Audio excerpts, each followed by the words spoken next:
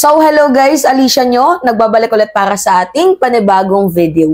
So, mga minamahal, dahil nga po napag-alaman natin na itong Pulse Asia ay isa palang di umano'y propaganda tool ng mga Duterte since 2016, abay medyo parang ayoko nang maniwala as of the moment sa mga survey. So, instead na magbase tayo sa mga survey, kasi yung survey guidelines lang naman yan. Although maganda yan, pero hindi dapat dyan nasusukat yung mga iboboto nating kandidato. So ngayon nga po, meron ako sa inyong i-introduce kung wala pa ito sa inyong listahan. Ito nga po ay si Senator Kiko, former Senator Kiko Pangilinan. So, ngayon ang tanong, bakit nga ba si Kiko yung ini-introduce ni Mima Alicia?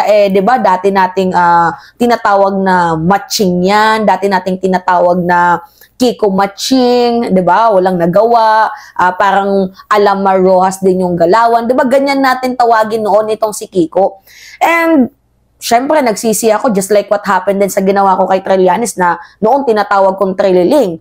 But, you know, nung nagising na tayo sa katotohanan, abay talaga nga namang laki din ng ating pagsisisi. Kahit ako, nagsisi ako nung tinatawag kong Trililing itong si Trillanes at ngayon na namulat tayo sa katotohanan, diba? Makikita ninyo yung efforts na ginagawa ni former Senator Antonio Trillanes na niyurak lamang ng mga Duterte. Just like what happened din dito kay Kiko Pangilinan, na binabati ko siya before, kahit nga ako binabati ko siya, pero inalis ko na kasi yung typical mindset na pag-uugali ng mga DDS na simple mistake, kahit hindi naman katalinuhan na argumento yan, binabatikos.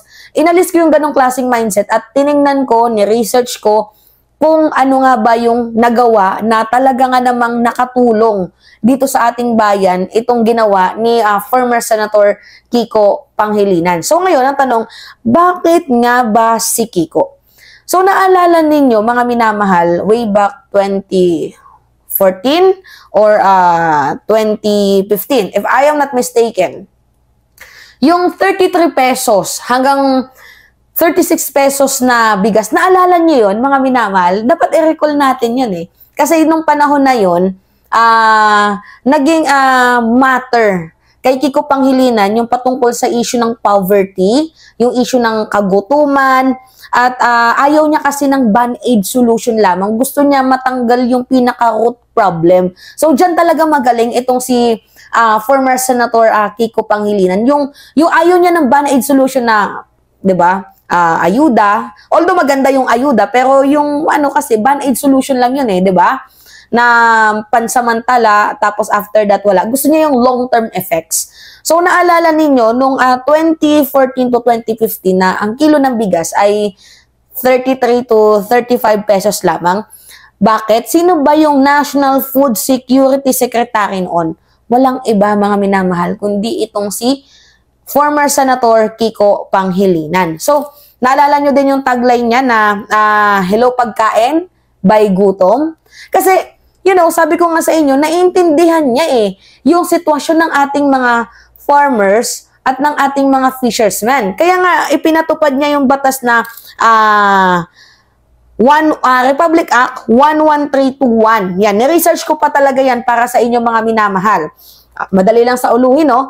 Batas, Republic Act 11321, which is yung Sagip Saka Act. At beside lang dyan, mga beside pa dyan, hindi lang Sagip Saka Act yung kanyang pinatupad, kundi yung Coconut Farmers and Industry Trust Funds Act na nakatulong sa magsasaka. Hindi lang sa magsasaka, mga minamahal, kasi yung batas niyang 11321, yung Sagip Saka Act, nandiyan na naka-indicate na yung saka. Pero hindi lang yan about sa magsasaka, it's about the farmers and the fishermen. So ngayon, ang layunin ng batas na yan, mga minamahal, yung direct na tayong bibili. 'Di ba? Direct na tayong bibili sa magsasaka at sa mga farmers ng kanilang mga produkto. And by that, maiiwasan natin yung tinatawag na mga middleman, 'di ba? Na sila yung nagiging dahilan kung bakit napupurnada, napupurdoy itong ating mga magsasaka at itong ating mga mangingisda because of the middleman. So yung batas niya na ngayon, gago lang kasi nagpatupad ng batas na rice tariffication law. Shoutout sa mga Villar, 'di ba? Pero yung batas na pinagawa ni Kiko, sobrang useful yun. And up to this moment, nagagamit pa din yun ng mga magsasaka, mga minamahal. So, we buy directly from the farmers and the fisher folks para po maiwasan yung middleman. And by that, yung mga bilihin ay magiging mura. 'Di ba? So, ngayon, ito yung pinaka-catch dito kay Kiko Pangilinan. Kaya ko siya nagustuhan. Ayaw niya kasi ng band-aid solution lang. Gusto niya yung trabaho is yung long-term at yung makakapagbenepisyo yung mamamayang Pilipino. Kaya yung mga pinapalabas nilang paninira ngayon kay Kiko, yung kumakain sa kaldero. Hoy, FYI si Romeo Katakutan yung nag-introduce no na Senator Kicks, former Sen o Sir Kicks. 'Di ba? Baka gusto mong kumain tayo sa kaldero, syempre naman as a dayo lang, alangan naman tanggihan mo. Kung tinanggihan niya yan, edi magiging mukha siyang elitista. By the way, mga minamahal, meron din ako sa inyong ipapanood na video. Yeah, video ni Senator Kicks Pangilinan. Alright? So, panoodin natin to mga minamahal. And I hope na sana ma-gets natin yung mensahe ng kanyang video. Good morning. Buksan ng kaldero ay handa na salo-salo tayo kapunan ay masaya. Bawat ulam laging espesyal. Ito ang kwento ni Kiko Pangilinan. Sabay-sabay sa mesa't tawanan, kasama si Kiko Pangilinan. Luto niya'y tunay na talay pag-asa, kahit saan man siyang dumalaw si Kaldero, sagana talaga. Napapasayaw ako. Special talaga ito si Kiko. Kiko Pangilinan, siya ang pag-asa. Kaldero, sagana talaga. Narinig nyo, hello pagkain, goodbye gutom. At beside dyan mga minamahal, madagdag ko lang kasi yung binabanggit lang natin dito is yung patungkol nga po sa goods ng kanyang plataforma. And mayroon pang magagawa si Kiko kasi in terms of impeachment mga minamahal, alam natin na mag-yes yan. Itong si Senator Kiko. So, we need Kiko Pangilinan in the Senate. 'Di ba? Kasi, din yan, anti-corruption din yan. Itong si former Senator Kiko Pangilinan, anti-corruption yan and ayaw niya ng corrupt sa ating gobyerno. So, I think, malaki yung magiging ambag at may purpose itong si Kiko Pangilinan na dapat nating iluklok dyan sa Senado. And also, I think, pag-isipan pa natin itong si Bam Aquino.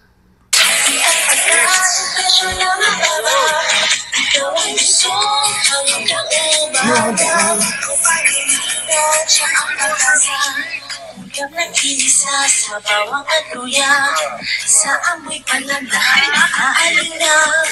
Goodbye sa tungtong, sa oras na salo-salo, si Kiko ibalik sa Senado. Sa nagkaldero ay puno na, aning masagana, hati niya na. Hindi to matatanggap ng mga ng mga DDS. Pustahan tayo mga minamahal. Sasabihin na naman nila, ay pautot lang yan ni Kiko.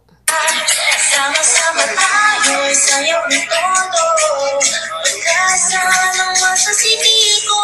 Sa kaldero, sagana talaga, at ita'y pagkain, presyo na mababa. Ikaw ang gusto. I like the way na ginawang positive ni Kiko Pangilinan yung bashing sa kanya na, 'di ba, Mr. Caldero. 'Di ba binash si Kiko about sa isang kaldero? But tingnan ninyo, parang pares lang kay Kim Chu. 'Di ba, sa classroom may batas, bawal lumabas, bawal lumabas. Binash siya sa ganon. And then ang ginawa niyang song, 'di ba? Yung patungkol ngayon sa pag-shutdown ng ABS-CBN, yung pinaliwanag niya na medyo hindi nag-gets ng mga Pilipino. All right. Pangilinan, siya ang pag-asa.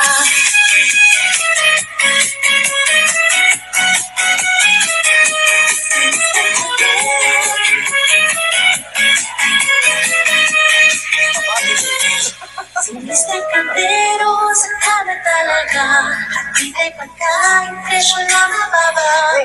Ikaw ay busog hanggang umaga, Kiko Pangilinan. panghihinga, siya ang pag-asa. Sinis sa kaldero, sa kanang talaga. Hindi ay patay, presyo na makaba. Ikaw ang gusto, hanggang umaga. Di ko panghihinga, siya ang pag-asa.